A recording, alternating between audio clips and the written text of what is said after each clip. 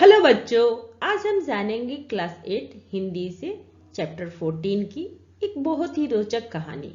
इस कहानी का नाम है अकबरी लोटा। अकबरी लोटा लेखक अन्नपूर्णानंद वर्मा की व्यंग्य रचना है। ये कहानी है बनारस में स्थित काशी के श्री लाला झांवलाल और उनके ऐतिहासिक लोटे की। बच्चों, इस कहानी की शुरुआत हम यहाँ से करेंगे। इस कहानी में लाला झांवलाल हैं, जिनको खाने पीने की कमी नहीं थी। काशी के ठठेरी बाजार में उनका मकान था। नीचे की दुकानों से 100 रुपये यानी 100 रुपये मंथली उनका किराया आता था। अच्छा खाते थे, अच्छा पहनते थे, पर 250 रुपये तो एक साथ आंख से सेकने के लिए भी न मिलते थे, यानी देखने को भी न मिलते थे। इस कहानी में लेखक कहते हैं कि लाला झांवलाल को खाने पीने की कोई कमी नहीं थी। अच्छे खाते पीते परिवार से थे और व्यवसाय भी अच्छा खासा चल रहा था। काशी के ठठेरी बाजार में उनका मकान था। मकान के नीचे बनी दुकानों से महीने के करीब 100 किराया आ जाता था, अर्थात उन्हें किसी तरह की कमी नहीं थी। अच्छा व्यवसाय था, अच्छा बड़ा मकान था और मकान की दुकानों का 100 रुपये करीब किराया भी आ जाता था, जो गुजारा अच्छे से उनका गुजारा अच्छे से हो जाता था। परंतु फिर भी एक साथ 250 रुपया होना उनके लिए बहुत बड़ी बात थी। इसलिए जब उनकी पत्नी ने एक दिन 250 रुपये की मांग पेश की तो उनका जी एक बार जोर से सनसनाया और फिर वे बैठ गए। उनका यह दशा देखकर पत्नी ने कहा, डरिए मत, आप देने में असमर्थ हो तो मैं अपने भाई से मांग लूंगी। यानी लेखक ने पहले ही कहा था कि एक साथ 250 रुपया होना कठिन होता है। इसलिए जब लाला झांवलाल की पत्नी ने एक दिन अचानक 250 रुपये की मांग उनके सामने जाहिर की, तब लाला झांवलाल का दिल बहुत जोर से घबरा गया और उनका दिल भी बैठ गया। उनकी यह दशा देखकर उनकी पत्नी ने कहा कि अगर लाला झांवलाल अपनी पत्नी को पैसे नहीं दे सकते, उनकी पत्नी ने कहा कि आप मुझे पैसे नहीं दे सकते तो वो अपने भाई से मांग लेंगी। लाला झांवलाल तिलमिला उठे। उन्होंने रोब से कहा, अजी हटो, 250 रुपये के लिए भाई से भीख मांगूंगी, मुझसे ले लेना। इस पर उनकी पत्नी ने कहा, लेकिन मुझे इसी जिंदगी में चाहिए अजी, इसी सप्ताह में लेना है। सप्ताह से आपका तात्पर्य है ना कि 7 दिन से या 7 वर्ष से नहीं। तब लाला झांवलाल ने रोब के साथ खड़े होते हुए कहा, आज से 7वें दिन मुझसे 250 रुपये ले लेना। यानी इसका मतलब हुआ कि लेखक कहते हैं कि जब लाला झांवलाल की पत्नी ने अपने भाई से पैसे मांगने की बात कही तो लाला झांवलाल क्रोधित हो उठे।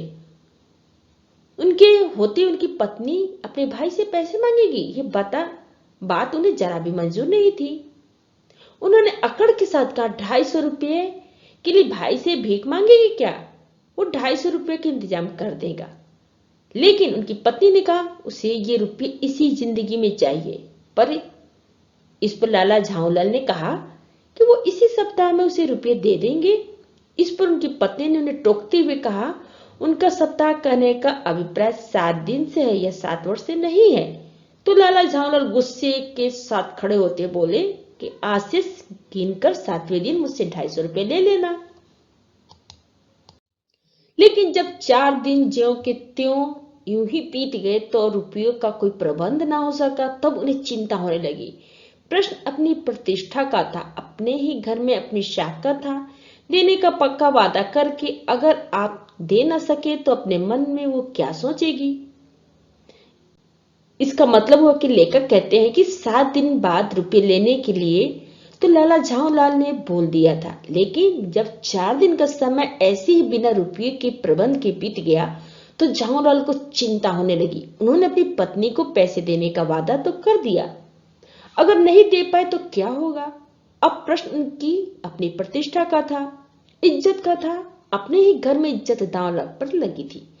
वे सोचने लगे कि देने का पक्का वादा करके अगर अब दे ना सके तो उनकी पत्नी अपने मन में उनके बारे में न जाने क्या सोचेगी। उनकी नजर में उसका क्या मोल रह जाएगा। अपनी वाहवाही की सैकड़ों गाथाएं सुना चुके थे। अब जो एक काम पड़ा तो चारों खाने चित हो रहे। ये पहली बार उसने मुंह खोलकर कुछ रुपये का सवाल किया था। इस समय अगर दुम दबाकर निकल भागते हैं तो फिर उसे क्या मुंह दिखलाएंगे। यानी लाला झांवला सोच रहे थे कि अगर उन्हें अपनी पत्नी को पैसे नहीं दिए तो उनकी नजर में उनका क्या मूल्य रह जाएगा।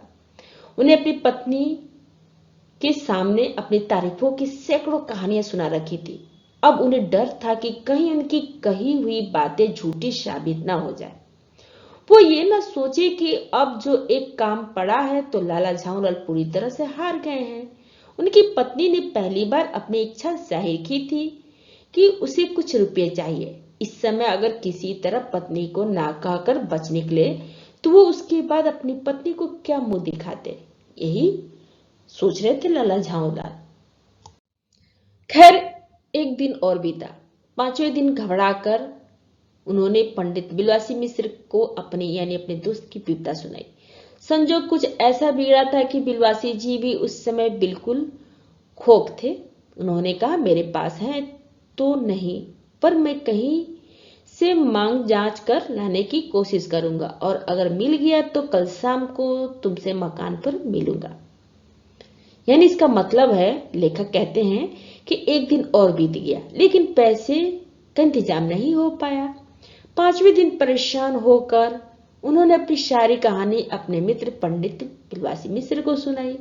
लाला झाऊलाल की किस्मत इतनी खराब थी कि उस समय उनके मित्र बिलवासी जी के पास भी उतना पैसा नहीं था जितने की वो मांग कर रहे थे। परंतु लाला झाऊलाल के मित्र ने उन्हें तसल्ली देते हुए कहा कि उनके पास तो इस समय तो उनके पास उतने पैसे नहीं हैं जितने के लाला झाऊलाल मांग रहे थे। परंतु उन्होंने कहा कि मित्र होने के नाते उनकी मदद करने के लिए किसी से मांग कर लाने की कोशिश करेंगे। अगर पैसों का इंतजाम हो गया तो कल शाम तक वे लाला झाऊलाल को जरूर दे देंगे। वही शाम आज थी, हफ्ते का अंतिम दिन। कल 250 रुपये या तो गिन देना है या सारी हैकड़ी से हाथ धोना है। यह सच है कि कल रुपये न आने पर उनकी स्त्री उन्हें डामल फांसी ना कर देगी, केवल जरा सा हंस देगी वो। पर वो कैसी हंसी होगी, कल्पना मास से झाऊलाल को मरोड़ पैदा हो जाती थी।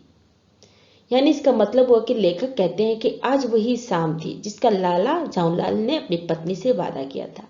हफ्ते का अंतिम दिन। लाला झाऊलाल सोच रहे थे कि कल 250 रुपये या तो पत्नी के हाथ में दे देने हैं या अपनी सारी अकड़ से हाथ धोना पड़ेगा। यह सच है कि कल अगर लाला झाऊलाल ने अपनी पत्नी को रुपये ना दिए तो उनकी पत्नी उन्हें कोई फांसी तो नहीं देगी, परंतु उनकी असफलता पर केवल जरा सा हंस देगी। वो कैसी हंसी होगी, उसकी कल्पना मास से झाऊलाल घबरा जाते थे, क्योंकि उन्होंने अपनी पत्नी से वादा किया था और वो अगर वादा पूरा नहीं कर पाए तो उनकी सारी हैकड़ी सारी की सारी धरी की धरी रह जाएगी। आज शाम को पंडित बिलवासी मिश्र को आना था। यदि ना आए तो या कहीं रुपये का प्रबंध भी ना कर सके। इसी उधेड़ बुन में पड़े लाला झाऊलाल छत पर टहल रहे थे। कुछ प्यास मालूम हुई तो उन्होंने नौकर की आवाज दी। नौकर नहीं था, खुद उनकी पत्नी पानी लेकर आई। यानी इसका मतलब ये हुआ कि लेखक कहते हैं कि आज शाम को लाला झाऊलाल के मित्र पंडित बिलवासी मिश्र को आना था। लाला झाऊलाल उनका इंतजार कर रहे थे और सोच रहे थे अगर वो नहीं आया तो फिर क्या होगा, या कहीं रुपये का प्रबंध वे ना कर सके। इस तरह के सवाल उनके दिमाग में आ रहे थे। इसी फिक्र में पड़े लाला झाऊलाल छत पर टहल रहे थे। वो बहुत ही चिंता में थे। ऐसी घबराहट के कारण उन्हें प्यास लगी। उन्होंने नौकर की आवाज दी। नौकर नहीं था, खुद उनकी पत्नी पानी लेकर ऊपर छत पर चली आई। वो पानी तो जरूर लाई पर गिलास लाना भूल गई थी। केवल लोटे में पानी लिए वो प्रकट हुई। फिर लोटे भी संजोग से वो जो अपनी बेढंगी सूरत के कारण लाला झाऊलाल को सदा से नापसंद था।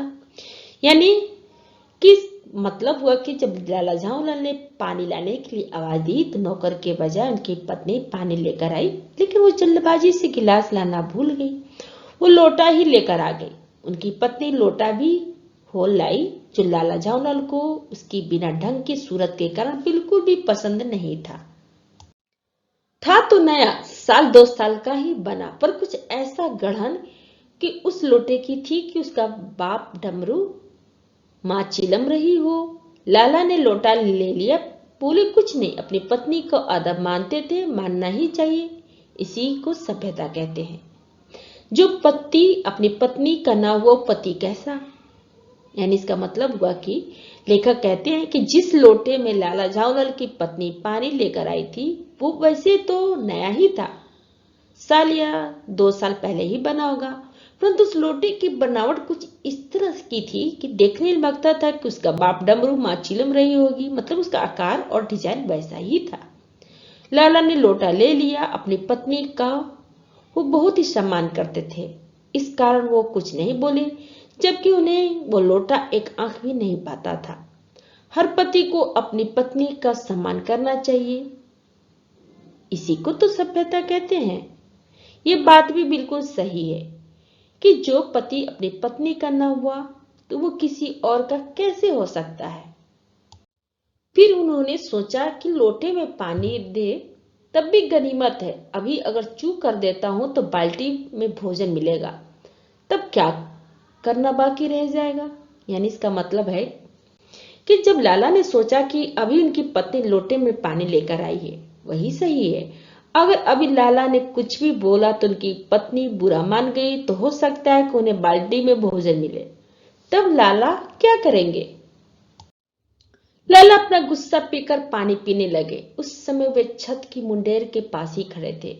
जिन बुजुर्गों ने पानी पीने के संबंध में ये नियम बनाए थे कि खड़े खड़े पानी ना पियो, सोते समय पानी ना पियो, दौड़ने के बाद पानी ना पियो, उन्होंने पता नहीं कभी यह भी नियम बनाया या नहीं कि छत के मुंडेर के पास खड़े होकर पानी ना पियो। यानी इसका मतलब हुआ कि लाला ने अपने गुस्से को अंदर ही अंदर दबा लिया और वो पानी पीने लगे। उस समय छत के किनारे के पास ही खड़े थे। लेखक कहते हैं कि जिन बुजुर्गों ने पानी पीने के संबंध में नियम बनाए थे कि खड़े खड़े पानी नहीं पीना चाहिए, सोते समय पानी नहीं पीना चाहिए, दौड़ने के बाद पानी नहीं पीना चाहिए, उन्होंने पता नहीं कभी ये नियम भी बनाया या नहीं कि छत के किनारे के पास खड़े होकर पानी नहीं पीना चाहिए।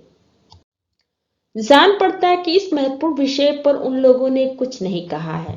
लाला झावलाल मुश्किल से एक दो घूंट भी पिए होंगे, न जाने कैसे उनका हाथ हिल उठा और लोटा छूट गया। लोटे ने दाएं देखा न पाए, वो नीचे गली की ओर चल पड़ा। यानी इसका मतलब हुआ कि लेखक कहते हैं कि ऐसा मालूम होता है किसी बड़े बुजुर्ग ने कभी नहीं कहा कि छत के किनारे पास खड़े होकर पानी नहीं पीना चाहिए। इस महत्वपूर्ण विषय पर किसी ने ध्यान नहीं दिया। लाला झावलाल मुश्किल से दो एक घुट पानी पी पाए होंगे कि न जाने कैसे उनका हाथ हिल गया और लोटा उनके हाथ से छूट गया। लोटा कुछ इस तरह गिरा कि वो इधर उधर टकराने के बजाय सीधा गली की ओर चल पड़ा। अपने वेग में उल्का को लजाता हुआ आंखों से ओझल हो गया। किसी जमाने में न्यूटन नाम के किसी खुरफाती ने पृथ्वी को आकर्षक शक्ति के नाम की एक चीज याद की थी। कहना ना होगा कि सारी शक्ति इस समय लोटे के पक्ष में थी। लाला को काटो तो बदन में खून नहीं। एक आती जाती हुई गली में, मतलब लोगों से आती जाती हुई गली में ऊंचे 3 मंजिले मकान से लोटे का गिरना हंसी का खेल नहीं था। यानी इसका मतलब हुआ कि लेखक कहते हैं कि लोटा उस गति से नीचे गली में गया जिस गति से आसमान में उनका पिंड नजर आते हैं, और उसी तेज गति से वो लोटा नजरों के सामने से गायब हो गया। लेखक ने किसी जमाने में न्यूटन नाम के वैज्ञानिक ने पृथ्वी की गुरुत्वाकर्षण शक्ति की खोज की थी। ऐसा लग रहा था कि आज वही सारी शक्ति इस समय लोटे के पक्ष में थी। लाला के होश उड़ गए क्योंकि उनका घर 3री मंजिल पर था और उतनी ऊंचाई से लोटे का गिरना कोई हंसी मजाक नहीं था। अगर किसी के सिर पर गिरा तो उसका जो बुरा हाल होगा वो देखने लायक होगा। ये लोटा न जाने किस अनधिकारी के झोंपड़े पर काशीवास का संदेश लेकर पहुंचेगा। कुछ हुआ भी ऐसा ही। गली में जोर का हल्ला उठा। लाला झावलाल जब तब दौड़कर नीचे उतरे, तब तक भारी भीड़ उनके आंगन में घुस आई थी। मतलब इसका यह हुआ कि लाला अब घबरा गए थे। अगर लोटा किसी के ऊपर गिर गया तो क्या हुआ होगा। कुछ हुआ भी ऐसा ही। गली में जोर का शोर होने लगा। लाला को लगा आखिर में लोटा किसी न किसी के सिर पर जरूर जाकर गिरा होगा, जो इतने जोर से आवाज आई। लाला झांवलाल जब घबरा कर नीचे आए तब एक भारी भीड़ उनके आंगन में घुस आई थी। लाला झांवलाल ने देखा कि इस भीड़ में प्रधान मात्र एक अंग्रेज है, जो नक्सिक से भींगा हुआ है और जो अपने पैर को हाथ से सहलाता हुआ दूसरे पैर पर नाच रहा है। उसी के पास अपराधी लोटे को भी देखकर लाला झांवलाल जी ने फौरन 2 और 2 जोड़कर स्थिति को समझ लिया। गिरने से पूर्व लोटा एक दुकान के साइबान से टकराया। यानी इसका मतलब ये हुआ कि जब लाला झांवलाल को चीखने चिल्लाने की आवाज आई तो वो नीचे दौड़े चले आए। उन्होंने देखा कि उनके आंगन में लोगों की भीड़ लगी हुई है और उस भीड़ का एक मुख्य पात्र अंग्रेज है, जो सिर से पांव तक भींगा हुआ है और जो अपने एक पैर को हाथ से सहलाता हुआ दूसरे पैर पर नाच रहा है। उसके पैर पर शायद कुछ चोट लगी है, इसलिए वो ऐसा कर रहा है। उसी के पास अपराधी लोटे को देखकर लाला झांवलाल सारी घटना को समझ गए कि आखिर में हुआ क्या है। गिरने के पूर्व लोटा एक दुकान की बाहरी हिस्से से टकराया था और उसके टकराकर वो अंग्रेज के पांव पर जा गिरा, जिससे अंग्रेज घायल हो गया। इस समय पंडित बिलवासी मिश्र भीड़ को चीरते हुए आंगन में आते दिखाई पड़े। उन्होंने आते ही पहला काम यह किया कि उस अंग्रेज को छोड़कर और जितने आदमी आंगन में घुस आए थे सबको बाहर निकाल दिया। फिर आंगन में कुर्सी रखकर उन्होंने साहब से कहा, आपके पैर में शायद कुछ चोटें आ गई, अब आप आराम से कुर्सी पे बैठ जाइए। यानी इसका मतलब है कि जिस समय अंग्रेज लाला को बुरा भला कह रहा था, उसी समय पंडित बिलवासी मिश्र भीड़ को चीरते हुए आंगन में आते दिखाई पड़े। उन्होंने देखा कि जब लोग उनके मित्र को दोषी ठहरा रहे थे तो उन्होंने सबसे पहले समझदारी देखते हुए अंग्रेज को छोड़कर बाकी जितने लोग थे सबको बाहर का रास्ता दिखाया और फिर आंगन में कुर्सी रखकर उन्होंने उस अंग्रेज से कहा कि उनके पैर में शायद कुछ चोट आई है, इसलिए वो आराम से कुर्सी पर बैठ जाइए। साहब बिलवासी जी को धन्यवाद देते हुए बैठ गए और लाला झांवलाल की ओर इशारा करके बोले, आप इस शख्स को जानते हैं? बिल्कुल नहीं, और मैं ऐसे आदमी को जानना भी नहीं चाहता जो निरीह राह चलते लोगों पर लोटे का वार करे। मेरी समझ में ही इज द डेंजरस ल्यूनाटिक, यानी वो खतरनाक पागल है। यानी इसका मतलब ये हुआ, जब पंडित बिलवासी ने अंग्रेज को बैठने को कहा तो अंग्रेज बिलवासी जी को धन्यवाद देते हुए बैठ गए। लाला झांवलाल की ओर इशारा करके अंग्रेज ने बिलवासी जी से पूछा कि वो लाला को जानते हैं? तो बिलवासी जी ने कहा, बिल्कुल नहीं, और कहते हैं कि लाला को बिल्कुल भी नहीं जानते और न ही वो ऐसे आदमी को जानना चाहते हैं जो राह चलते व्यक्तियों को लोटे से चोट पहुंचाए। आगे बिलवासी जी कहते हैं कि उनकी नजर में वो इंसान एक खतरनाक पागल है। बिलवासी जी ने ऐसा अंग्रेज को शांत करने के लिए कहा था। नहीं, मेरी समझ में he is the dangerous criminal, नहीं वो खतरनाक मुजरिम है। परमात्मा ने लाला झांवलाल की आंखों को इस समय कहीं देखने के साथ खाने की भी शक्ति दे दी होती तो निश्चय ही अब वो बिलवासी जी को अपनी आंखों से खा चुके होते। यानी इसका मतलब है कि बिलवासी जी ने लाला को पागल कहने पर अंग्रेज कहता है कि उसकी समझ में लाला एक बहुत बड़ा मुजरिम है। लेखक कहते हैं कि उस समय लाला को देखने से लग रहा था कि अगर परमात्मा ने लाला झांवलाल की आंखों को इस समय देखने के साथ खाने की भी शक्ति दी होती तो निश्चय था कि वो अपनी आंखों से बिलवासी जी को खा चुके होते, क्योंकि लाला को समझ नहीं आ रहा था कि बिलवासी जी लाला के मित्र हैं या अंग्रेज के। वे कुछ समझ नहीं पाते थे कि बिलवासी जी इस समय क्या हो गया है, मतलब बिलवासी जी को इस समय क्या हो गया। साहब ने बिलवासी जी से पूछा, तो क्या करना चाहिए? पुलिस में इस मामले की रिपोर्ट कर दीजिए, जिसमें वो आदमी फौरन हिरासत यानी गिरफ्तार में ले लिया जाए। पुलिस स्टेशन है कहाँ? पास ही है। चलिए मैं बताऊं। चलिए अभी चला। अपनी इजाजत हो तो पहले मैं इस लोटे को इस आदमी से खरीद लूं। क्यों जी, बेचोगे? मैं 50 रुपये तक इसके दाम दे सकता हूं। यानी इसका मतलब हुआ कि लेखक कहते हैं कि जब बिलवासी जी लाला के साथ देने के बजाय उस अंग्रेज का साथ दे रहे थे तो लाला को कुछ भी समझ में नहीं आ रहा था। वो बिलवासी जी को इस समय क्या हो गया है, वो सोच रहे थे कि बिलवासी जी को इस समय क्या हो गया है। अंग्रेज ने बिलवासी जी से पूछा तो अब उसे क्या करना चाहिए। तो इस पर पंडित बिलवासी जी ने अंग्रेज व्यक्ति को सलाह दी कि पुलिस थाने में रिपोर्ट कर दो और लाला के खिलाफ शिकायत दर्ज कर दो ताकि इस आदमी को तुरंत ही गिरफ्तार कर लिया जाए। इस सलाह पर अंग्रेज पूछता है कि पुलिस स्टेशन कहाँ है। तो बिलवासी जी कहते हैं पास ही है, और अंग्रेज कहे तो वो उन्हें वहां तक पहुंचा देंगे, और अंग्रेज भी कहता है कि तुरंत चलते हैं और इसे सजा दिलवाते हैं। तो अब बिलवासी जी अंग्रेज को कहते हैं कि वो अभी तुरंत उनके साथ पुलिस थाने चलेंगे, परंतु फिर बिलवासी जी कहते हैं कि अगर इस अंग्रेज को इजाजत हो तो पहले, मैंने बिलवासी जी कहते हैं कि अगर आपकी इजाजत हो तो पहले इस लोटे को लाला से खरीद लेना चाहते हैं। फिर बिलवासी जी ने लाला से पूछते हैं कि क्या वो इस लोटे को बेचने के लिए तैयार हैं। वो इसके 50 रुपए देने के लिए तैयार हैं। तब लाला झाऊलाल तो चुप रहे, पर साहब ने पूछा इस रद्दी लोटे की आप 50 रुपए क्यों दे रहे हैं। तो इसका मतलब है, लेखक कहते हैं कि लाला झाऊलाल अपने मित्र की इस तरह की योजना को चुपचाप खड़े देख रहे थे, और अंग्रेज व्यक्ति ने बिलवासी जी से उस बेकार बदसूरत लोटे को इतनी बड़ी कीमत देने के पीछे की वजह पूछी कि वो उस बदसूरत लोटे के 50 रुपए क्यों दे रहे हैं। आप इस लोटे की रद्दी बताते हैं, आश्चर्य है। मैं तो आपका एक विग और सुशिक्षित आदमी समझता था, बिलवासी जी कहते हैं। यानी इसका मतलब हुआ कि बिलवासी जी बहुत चतुर और समझदार व्यक्ति हैं। वो अंग्रेज को अपने झांसे में लेते हैं और उन्हें कहते हैं कि मैं तो ये समझता कि आप बहुत ज्ञानी हैं, बहुत ही पढ़े लिखे व्यक्ति हैं, आप अवश्य बात को समझते होंगे।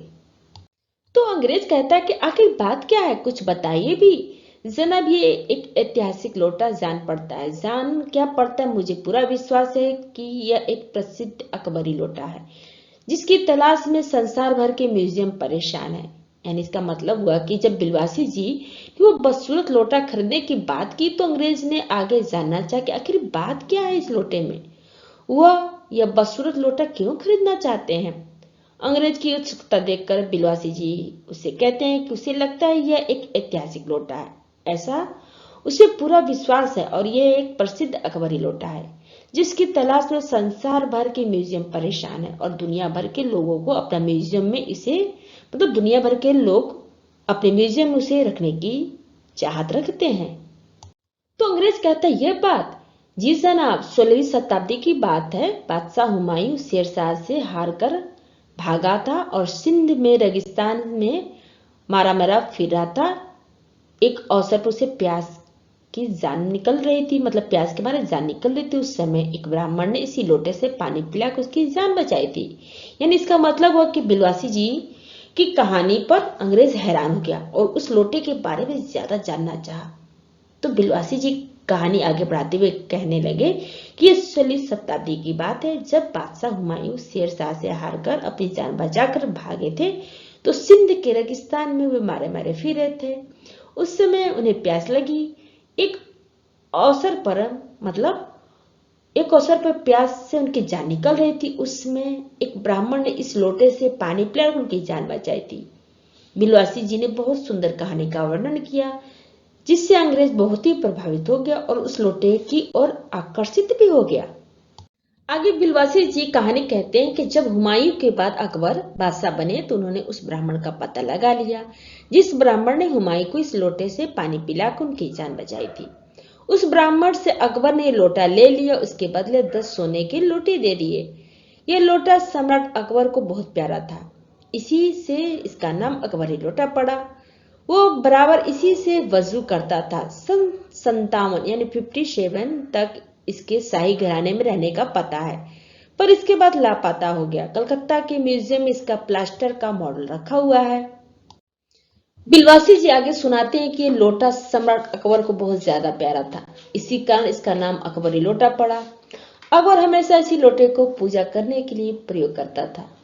बिलवासी जी कहते हैं कभी इतनी जानकारी 1857 के आसपास शाही घराने के पास ये लोटा हुआ करता था, पर उसके बाद ये लोटा गायब हो गया। कलकत्ता के अजायब घर में इसका प्लास्टर का मॉडल रखा हुआ है, पता नहीं ये लोटा इस आदमी के पास कैसे आया। म्यूजियम वालों को पता चले तो फैंसी यानी अच्छा दाम देकर खरीद ले आए। आगे बिलवासी जी कहते हैं कि पता नहीं ये लोटा इस आदमी के पास कहां से आ गया। अगर म्यूजियम वाले को पता चले तो अच्छा खासा दाम देकर खरीद ले जाएं, क्योंकि उन्हें ऐसी चीजों को बहुत जरूरत होती है। इस विवरण को सुनते सुनते साहब के आंखों पर लोभ और आश्चर्य का ऐसा प्रभाव पड़ा कि कौड़ी के आकार से पड़कर पकौड़ी के आकार के हो गए। उसने बिलवासी जी से पूछा, तो आप इस लोटे का क्या करिएगा? यानी इसका मतलब हुआ, लेखक कहते हैं, जब अंग्रेज ने बिलवासी जी के मुंह से यह कहानी सुनी तो अंग्रेज की आंखें खुलकर बड़ी हो गई। उसके अंदर लोभ जाग गया और साथ ही साथ वह आश्चर्यचकित हो गया कि उनकी आंखें जो पहले इतनी छोटी थी, कौड़ी के आकार थी, अब पकौड़ी के आकार की हो गई, अर्थात बड़ी हो गई। उसने बिलवासी जी से पूछा कि आप इस लोटे को खरीदकर क्या करेंगे? जब अंग्रेज से बिलवासी जी ने पूछा कि इस लोटे को खरीद कर करेंगे क्या, तो बिलवासी जी बोले कि उन्हें पुरानी और ऐतिहासिक चीजों को एकत्रित करने का शौक है। उनके ऐसा कहने पर अंग्रेज भी तुरंत बोला कि उससे भी पुरानी और ऐतिहासिक चीजों के संग्रह करने का शौक है। उसने ये भी बताया कि जिस समय ये लोटा उनके ऊपर गिरा था उस समय भी यह यही काम कर रहे थे। वो उस दुकान से पीतल की कुछ पुरानी मूर्तियां खरीद रहे थे। बिलवासी जी अंग्रेज की बात सुनकर बोले कि चाहे जो भी हो वे इस लोटे को खरीदेंगे।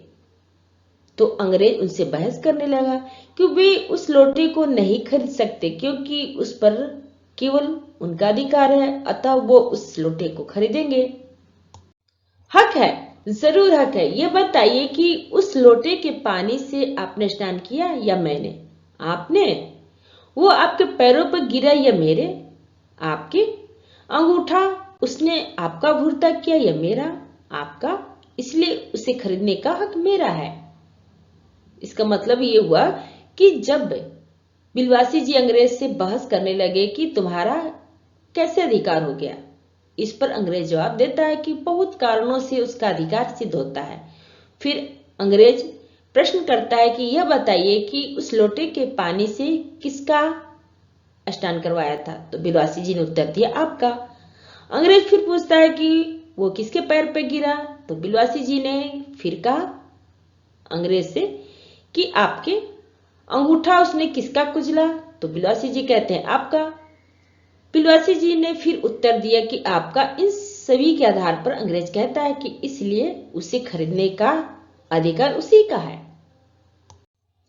ये सब बकवास है, दाम लगाइए, जो अधिक दे वो ले जाए। ये सही है, आप इसका 50 रुपया लगा रहे हैं, मैं 100 देता हूं, मैं 150 देता हूं, मैं 200 देता हूं, अजी मैं 250 देता हूं। ये कहकर बिलवासी जी ने 250 के नोट लाला झाऊलाल के आगे फेंक दिया।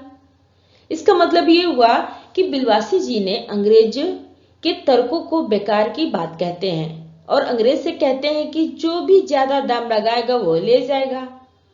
बिलवासी जी ये बात अंग्रेज ने मान ली, मतलब बिलवासी जी की बात अंग्रेज ने मान ली और कहा कि इस लोटे को 50 रुपया लगा रहे थे, वो 100 देगा। फिर बिलवासी जी कहते हैं कि वो 250 देंगे। अंग्रेज और अधिक बोली लगाते हुए बोला कि वो 200 देगा। बिलवासी जी ने 250 के नोट लाला झाऊलाल के आगे फेंकते हुए कहा कि वे 250 रुपये देंगे। तब लेखक कहते हैं कि जब बिलवासी जी ने 250 रुपये लाला के सामने फेंके तो अंग्रेज भी जोश में आ गया और बोला, अगर बिलवासी जी 250 देते हैं तो वो 500 देगा और कहता है कि अब आगे कहिए। बिलवासी जी अफसोस के साथ अपने रुपये उठाने लगे। जैसे ही बिलवासी जी को सच में बहुत बुरा लग रहा था और लोटा नहीं खरीद पाए और अंग्रेज की ओर देखकर कहने लगे कि ये लोटा उसी का हुआ, ले जाइए, क्योंकि अब बिलवासी जी के पास 250 से अधिक नहीं है।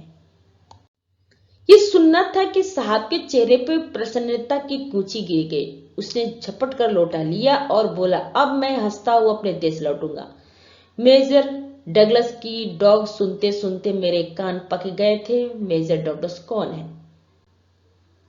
इसका मतलब हुआ कि अंग्रेज ये सुनते ही लोटा उसका हुआ। उसका चेहरा प्रसन्नता से भर उठा। उसने झपट कर लोटा लिया और बोला कि अब वो खुशी खुशी अपने देश लौट कर जाएगा।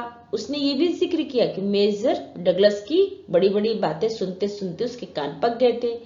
मेजर डगलस का नाम सुनते ही बिलवासी जी ने प्रश्न किया, ये मेजर डगलस कौन है? अंग्रेज ने बताया कि मेजर डगलस मेरे पड़ोसी है। पुरानी चीजों के संग्रह करने में मेरी उनकी होड़ रहती है।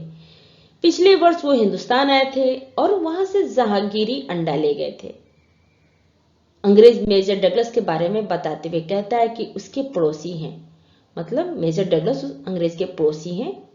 उन्हें भी पुरानी चीजें इकट्ठे करने का शौक है और उसे भी, मतलब अंग्रेज को भी पुरानी चीजें इकट्ठे करने का शौक है। दोनों में मुकाबला होता रहता है, कौन किससे ज्यादा चीजें इकट्ठी करेगा। पिछले वर्ष वो हिंदुस्तान आए थे और यहाँ से जहांगीरी अंडा ले गए थे और उसके आगे ढींगे मार रहे थे कि देखो कितनी अद्भुत चीजें लेकर आए हैं। जहांगीरी अंडा, हाँ जहांगीरी अंडा। मेजर डगलस ने समझ रखा था कि हिंदुस्तान से वे ही अच्छी चीजें लाएंगे। उसने बड़े प्यार से बोला कि इस भोलेपन पर जहांगीर दिलो जान से निछावर हो गया। उसी क्षण से उसने अपने को नूरजहां के हाथ कर दिया। कबूतर का यह एहसान वो नहीं भूला। उसके एक अंडे को बड़े जतन से रख छोड़ा था, एक बिल्लोर की हांडी, और उसके सामने टंगा रहता था। बाद में वही अंडा जहांगीरी अंडा के नाम से प्रसिद्ध हुआ।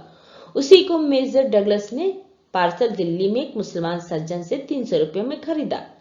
यह बात, हाँ, तो बिलवासी जी बोलते, यह बात, हाँ, पर अब मेरे आगे दून की नहीं ले सकते। मेरे पास तो अकबरी लोटा उनके जहांगीरी अंडे से भी एक पुश्त पुराना है। इसका मतलब हो कि आगे अंग्रेज कहते हैं कि बाद में ये अंडा जहांगीरी अंडा के नाम से प्रसिद्ध हुआ। उसी को मेजर डगलस ने पिछले साल दिल्ली में एक मुसलमान सज्जन से 300 रुपये में खरीदा और इसी बात को ढींगे अंग्रेज व्यक्ति के सामने हाँक रहे थे।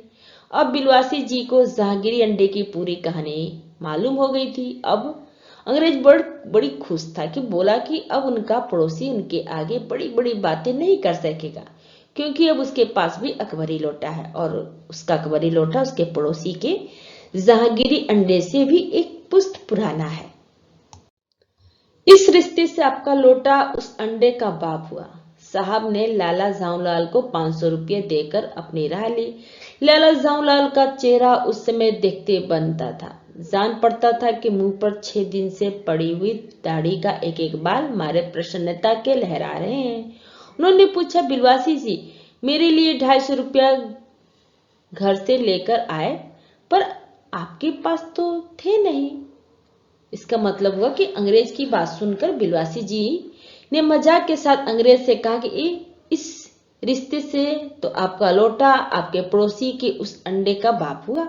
अंग्रेज ने लाला जाऊलाल से वो लोटा 500 रुपया में खरीद लिया और अपने रास्ते चल पड़ा। लाला जाऊलाल का चेहरा इस समय देखते बनता था। लाला जाऊलाल हाथ कहाँ तो 250 रुपये के इंतजाम नहीं कर पा रहे थे और अब उन्हें एक मुक्त, मतलब इकट्ठा 500 रुपये मिल गए थे, तो उनकी खुशी का ठिकाना ही नहीं था। ऐसा लग रहा था कि उनके चेहरे पे 6 दिन से बढ़ी हुई दाढ़ी, एक एक पल, एक एक बाल अपनी खुशी जाहिर कर रहे थे। उनके चेहरे पर प्रसन्नता साफ झलक रही थी। अब लाला जाऊलाल ने अपने मित्र से अपनी बात कही कि क्या जो तुमने मेरे साथ वादा किया था 250 रुपये घर से लाने का, क्या वो तुम्हारे पास वाकई में नहीं थे? ऐसा कहकर वो हंसने लगे। इस भेद को मेरे सिवाय मेरा ईश्वर ही जानता है। आप उसी से पूछ लीजिए, मैं नहीं बताऊंगा। पर आप चले कहाँ? मुझे आपसे काम है 2 घंटे तक, 2 घंटे तक। यानी आगे लेखक कहते हैं कि जब लाला ने बिलवासी जी से पूछा कि वो पैसे कहाँ से लाए हैं, तो बिलवासी जी ने उत्तर देते हुए कहा कि इस रहस्य की बात को उनके सिवाय केवल उनका ईश्वर ही जानता है। अगर उनको जानना है तो ईश्वर से पूछ ले, क्योंकि वे तो लाला को नहीं बताने वाले। बिलवासी जी आगे बढ़कर कहीं जाने लगे तो झाऊलाल ने उनसे पूछा कि वे अब कहाँ जा रहे हैं? अभी तो उन्हें उनसे 2 घंटे का काम बाकी है।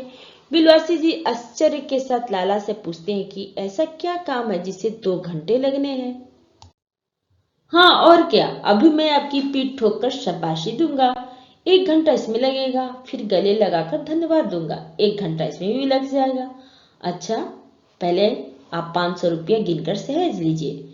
यानी इसका मतलब ये हुआ कि बिलवासी जी ने जब लाला से पूछते हैं कि ऐसा क्या काम है जिसमें 2 घंटे लगने हैं, तब लाला जवाब देते हैं कि अभी वो उनकी पीठ ठोकर शाबाशी देंगे जिसमें 1 घंटा तो लग ही जाएगा, फिर गले लगाकर धन्यवाद दूंगा तो उसमें भी 1 घंटा लग जाएगा। अब लाला झाऊलाल की खुशी का कोई ठिकाना नहीं था। वो अपने मित्र की पीठ ठोककर उनको शाबाशी देकर और उनका धन्यवाद करना चाहते थे, क्योंकि यह सब कुछ उनकी वजह से ही हो सका था। बिलवासी जी ने लाला से कहा कि यह सब बाद में करना, पहले अब यह अपने 500 रुपये जरा संभाल कर गिनकर अपने पास रख लीजिए। रुपया अगर अपना हो तो उसे सहेजना एक ऐसा सुखद मनमोहक कार्य है कि मनुष्य उस समय सहज में ही तन्मयता प्राप्त कर लेता है। लाला झाऊलाल ने अपना कार्य समाप्त करके ऊपर देखा, पर बिलवासी जी इस बीच अंतर्ध्यान हो गए थे। यानी इसका मतलब हो कि रुपया अगर अपना हो तो उसे संभाल कर रखना एक अलग ही सुख प्राप्त होता है और मनुष्य उस समय अपने आप में ही बड़े लगन के साथ उसे इस्तेमाल करने के लिए सोचता रहता है। लाला झाऊलाल ने जैसे ही पैसा संभाल कर रखा और ईश्वर का धन्यवाद करते ऊपर देखा, तब तक बिलवासी जी वहां से चले गए थे।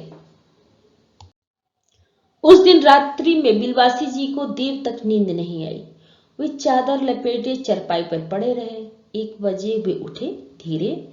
बहुत धीरे से अपनी सोई हुई पत्नी के गले से उन्होंने सोने की वो सिकड़ी निकालकर जिसमें एक ताला बंधा हुआ था, उसके कमरे में जाकर उन्होंने उस ताले से बंदूक खोला।